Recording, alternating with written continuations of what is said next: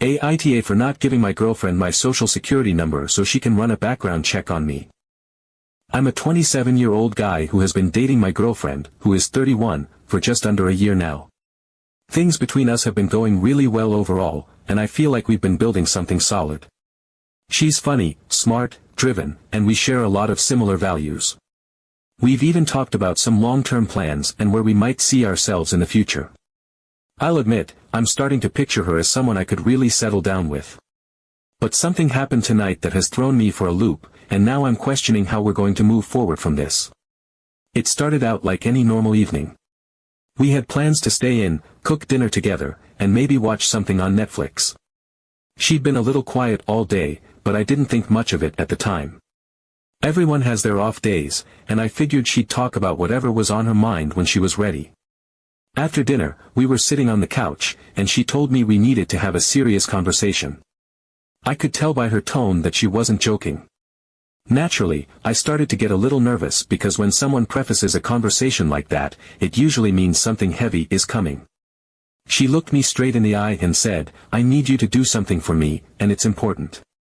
I asked her what it was, and she said, "I need your social security number."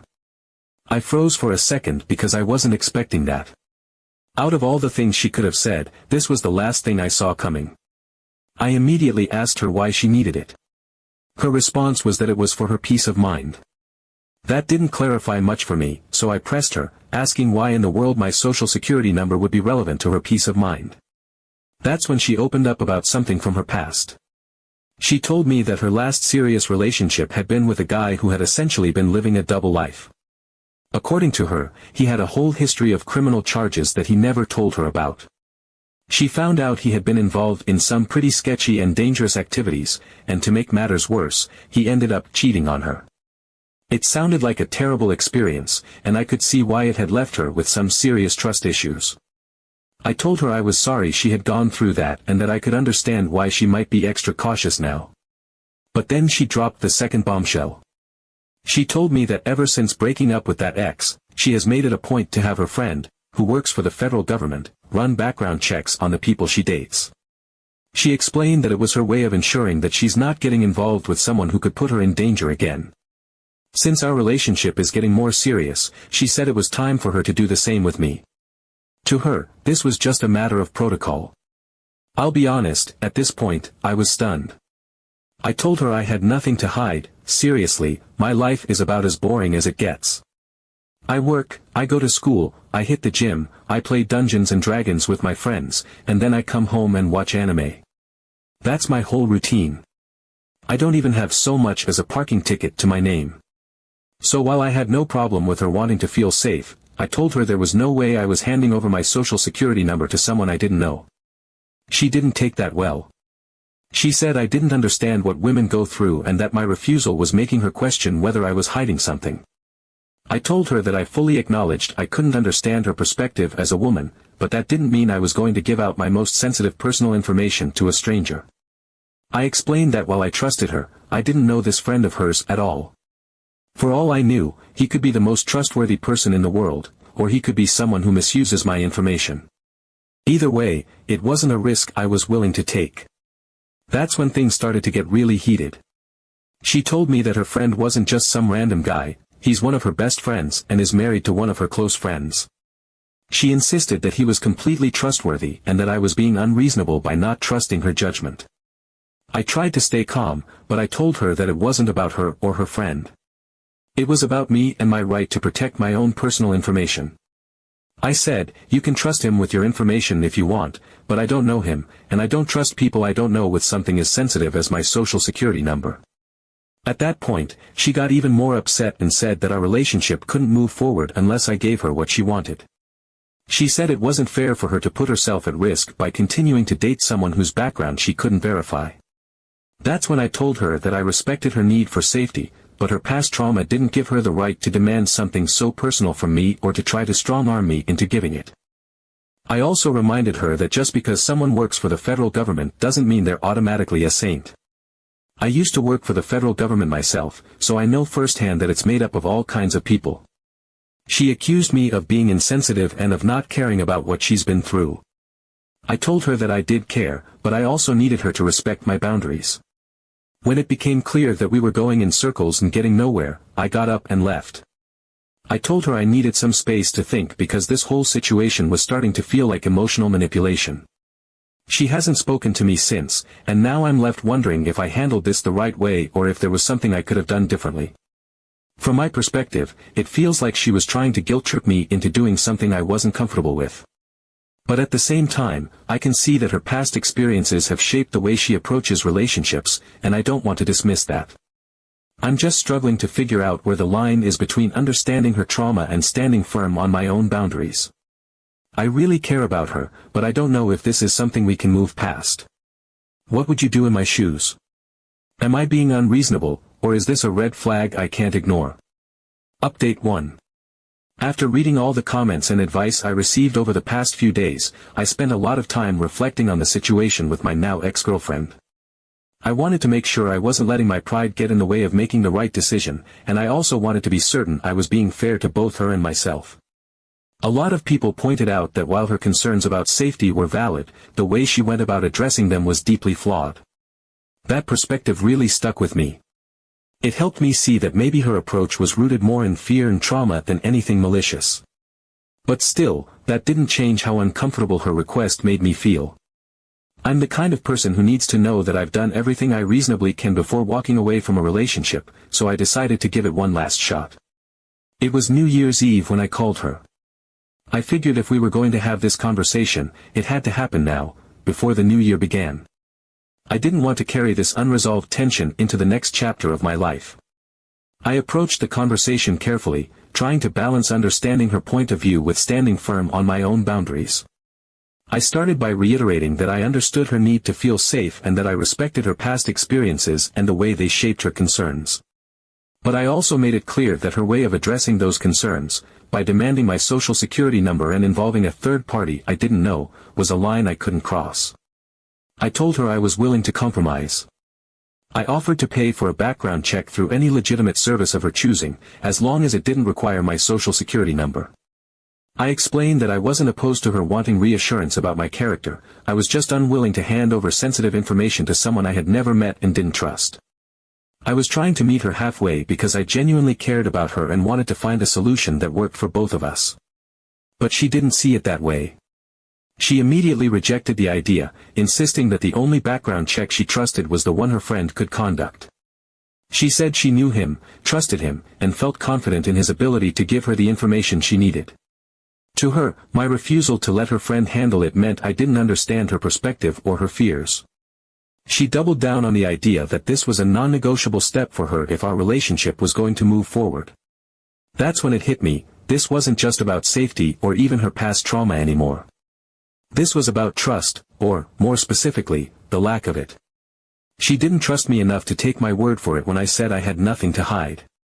And she didn't trust me enough to accept my offer of a compromise. Instead, she was trying to force me to go along with her exact terms, and that was something I couldn't overlook.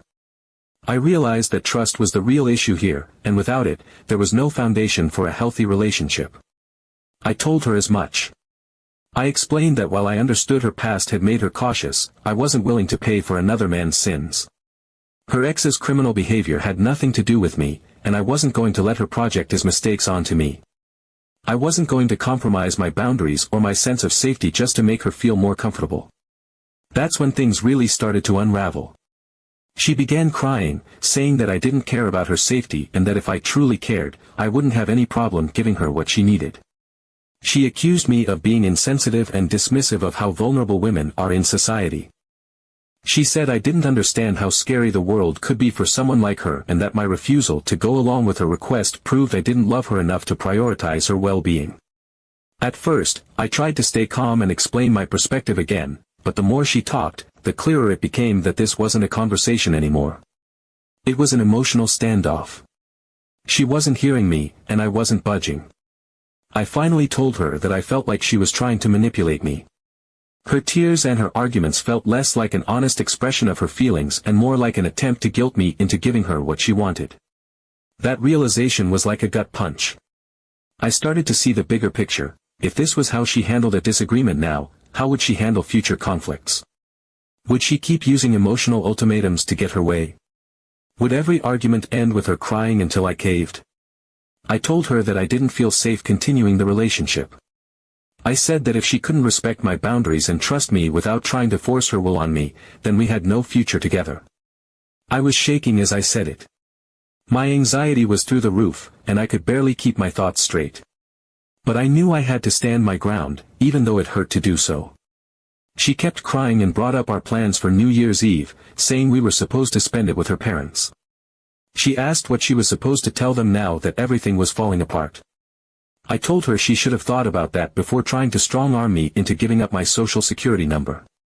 I wasn't trying to be cruel, I was just exhausted and out of patience. The conversation had drained me, and I didn't have anything left to give. I hung up the phone, and that was the end of it. We were officially over. Update 2. A few days after my New Year's Eve breakup, I was feeling a mix of emotions. Mostly, I was drained and exhausted, mentally and emotionally. The past week had been a whirlwind of arguments, realizations, and tough decisions. I kept replaying our final conversation in my head, wondering if I could have done or said anything differently. But at the same time, I felt resolute.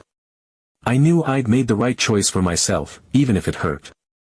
There's no version of a healthy relationship where one person demands sensitive personal information and refuses to compromise.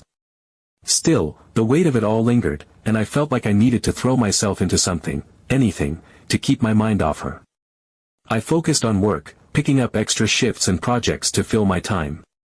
I reached out to friends I hadn't seen in a while and spent a couple of nights catching up over drinks or playing video games until the early hours of the morning.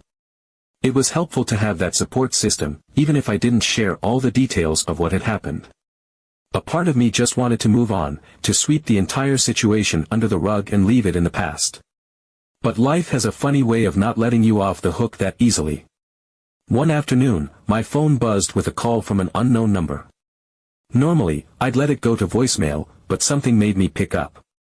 On the other end of the line was a man who introduced himself as Greg. The name caught my attention immediately. Greg was the so-called trusted friend my ex had mentioned during our argument. The one she claimed worked for the federal government and would be running the background check on me. At first, I thought he might be calling to defend her or plead her case, but what he said completely blindsided me. Greg told me that he hadn't even known my ex was dating anyone. He explained that, while he does work for the federal government, his role has nothing to do with conducting background checks or accessing personal data. In fact, he said he doesn't have the authority or the resources to perform the kind of search she claimed he could. The moment he said that, it felt like the ground shifted beneath me. Everything she told me, about him, about her safety concerns, about why she needed my social security number, was a complete fabrication. Greg went on to explain why he was calling. After our breakup, my ex had apparently reached out to him, ranting about how I'd refused to cooperate and how I didn't care about her safety. She'd framed it as though I was unreasonable, untrustworthy, and unsympathetic to her experiences. But as she kept talking and revealing more details about what had happened, Greg started to feel uneasy.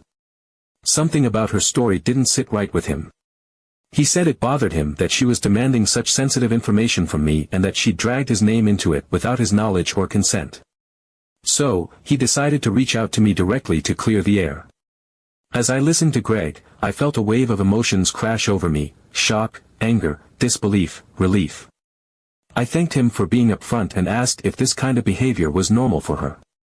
Greg hesitated, clearly uncomfortable, but eventually admitted that my ex had a history of being overly controlling in her relationships. He said she'd pulled similar stunts before, although this was the first time she'd tried to use him as part of her tactics. He apologized for the role she tried to assign him and assured me he wanted no part in her schemes. When we hung up, I just sat there, staring at my phone in stunned silence. It was like the puzzle pieces had finally clicked into place, and the full picture was even uglier than I'd imagined. This wasn't just about her being overly cautious because of past trauma. She'd lied. She'd manipulated the situation, twisted the truth, and weaponized her past experiences to try to control me. And when that didn't work, she'd resorted to painting me as the villain in her story. It was infuriating and disheartening all at once. I realized then that my instincts had been right all along. Something about her behavior had felt off from the start, and I was glad I'd stood my ground. If I'd given in to her demands, who knows what kind of precedent that would have set for our relationship. The thought of spending years walking on eggshells, being manipulated into compromising my boundaries, made me shudder. I decided then and there to cut all ties with her completely. I blocked her number, unfollowed her on every social media platform, and deleted every trace of her from my phone. I didn't want to leave any door open for her to worm her way back into my life. After everything that had happened, I knew I needed to protect my peace and move forward without any lingering threads connecting us. I also reached out to Greg one last time to thank him for his honesty and to let him know he didn't need to worry about me involving him further. He seemed genuinely relieved, and we ended the conversation on good terms. Knowing there was at least one decent person in her circle made me feel a little better, though it didn't erase the anger and frustration I felt toward her. Over the next few days, I started to feel a sense of closure. The more I thought about it, the more I realized how toxic the situation had been and how much worse it could have gotten if I'd stayed. My ex's actions weren't just controlling, they were fundamentally dishonest. She tried to manipulate me, exploit her friend, and justify it all under the guise of safety. That kind of behavior wasn't just a red flag, it was a full-on parade of them. Update 3. I thought the saga was over after Greg's call. I truly believed that chapter of my life was closed and that I could finally move forward. But about a week later, as I was settling into a routine of work and catching up with friends, an email popped up in my inbox from an address I didn't recognize. The subject line was short and simple, "I'm sorry." My stomach sank as soon as I saw it. I already knew who it was from before I even opened it. It was my ex. I hesitated for a long time before clicking on it. Part of me didn't even want to know what she had to say. I'd spent so much energy trying to move past the mess she created that I wasn't sure I could handle being dragged back into it. But curiosity, or maybe some lingering sense of closure I hadn't fully achieved, won out in the end. I clicked on the email and started reading. The tone of the message was different from anything I'd heard from her during our relationship or even in the lead-up to the breakup. It was apologetic, raw, and, if I'm being honest, deeply unsettling. She admitted outright that she'd lied about Greg. She confessed that he had no involvement in her plan to run a background check on me and that she'd only used his name to make her demand seem more legitimate. She acknowledged that her actions were manipulative and wrong, but she said they came from a place of deep fear. Her past trauma, she explained, had left her paranoid and unable to trust anyone fully. She admitted that she believed demanding my social security number would somehow prove I had nothing to hide. When I refused, she panicked. She said the escalation, the ultimatums, the crying, and the accusations, was her way of trying to regain control of a situation that had spiraled out of her grasp. As if that wasn't enough, the email took an even darker turn halfway through. She revealed that I wasn't the first person she tried to do this to. She confessed that in previous relationships, she'd gone behind her partners' backs and run background checks on them without their consent or knowledge. She claimed that those actions gave her a false sense of security at the time, but they ultimately left her feeling more isolated and distrustful. She admitted that the only reason she hadn't done the same to me was because she didn't have access to my social security number. Reading those words felt like a punch to the gut. I'd known her actions during our relationship were problematic, but I hadn't realized how deep the pattern ran. She ended the email by apologizing profusely. She said she realized now how invasive and unethical her behavior had been, not just with me but with all her past partners. She told me she'd started seeing a therapist and was working on addressing her trust issues and the trauma that had led her to act the way she did. She said she was committed to changing and wanted to make amends, not just with me but with everyone she'd hurt. Then came the part that made my heart race. She asked if there was any chance we could meet up to talk. I sat there staring at the screen for what felt like an eternity. I didn't know how to process everything I just read. On one hand, her apology seemed genuine. She was taking responsibility for her actions, seeking help, and trying to repair the damage she'd caused. That was more than I ever expected from her. But on the other hand, the idea of seeing her again felt like reopening a wound that had just started to heal. I didn't trust her, and I wasn't sure I ever could again. In the end, I decided not to meet up with her. While I appreciated her apology and her efforts to change, I knew it wasn't healthy for me to re-engage with someone who had caused me so much pain and stress. I replied to her email, thanking her for reaching out and wishing her the best with therapy. I told her I hoped she could find the peace and healing she was looking for, but I made it clear that I couldn't be part of her journey. It felt like the right thing to do, for both of us. For a few days, I felt at peace with my decision. I thought that was the end of it. But then, out of nowhere, she emailed me again. This time, the tone was different. She didn't just want to apologize or make amends, she wanted to try again. She said she'd had time to reflect on everything, and she believed we had something special that was worth fighting for. She admitted she'd made mistakes but said she was willing to do whatever it took to prove she'd changed. She asked me to give her another chance, to let her show me that she could be the kind of partner I deserved. I wish I could say I immediately deleted the email and moved on, but I didn't. Her words lingered in my mind, and as much as I didn't want to admit it, a part of me still cared about her. Despite everything, I missed her. I missed the good times, the connection we'd had before everything went sideways. I started questioning myself, had I been too quick to shut her out? Was I throwing away a chance at something real because of her mistakes? After all, people can change, right? I don't know what exactly pushed me to say yes, but I did. I told her we could give it another shot, but I was cautious, so cautious it almost felt like I was walking on eggshells. She seemed determined to prove herself, though. She talked openly about her therapy sessions and the work she was doing to unpack her issues. She apologized repeatedly, not just for the SSN incident but for all the ways she'd made me feel unheard and manipulated during our relationship. At first, I felt hopeful. Maybe this time would be different. But as the days turned into weeks, cracks started to show. Her paranoia didn't magically disappear just because she was in therapy. She still had moments where she questioned my honesty or seemed overly fixated on minor things. She would ask probing questions about my past relationships or my whereabouts, and though she framed it as wanting to understand me better, it felt like she was still searching for reasons not to trust me. I tried to be patient, reminding myself that healing takes time, but it started to wear on me. It felt like no matter what I did, she couldn't fully believe I was on her side. The final straw came one night when I caught her going through my phone while I was in the shower. I'd left it on the counter, and when I walked back into the room, there she was, scrolling through my messages. She looked up at me, startled, and tried to play it off like she'd just been curious. But that moment confirmed what I'd been feeling all along. No matter how many apologies she gave or how much therapy she went to, the trust between us was broken beyond repair. I ended things that night for good. This time, there was no hesitation, no second-guessing. I realized that some patterns are too deeply ingrained to overcome, at least within the context of a relationship. I wished her well and walked away, knowing I'd done everything I could. And as painful as it was, it felt like the right decision, for both of us. Now I'm curious about your thoughts on all of this. What would you do if someone tried to control you like this in a relationship? Or maybe you've controlled someone in a relationship,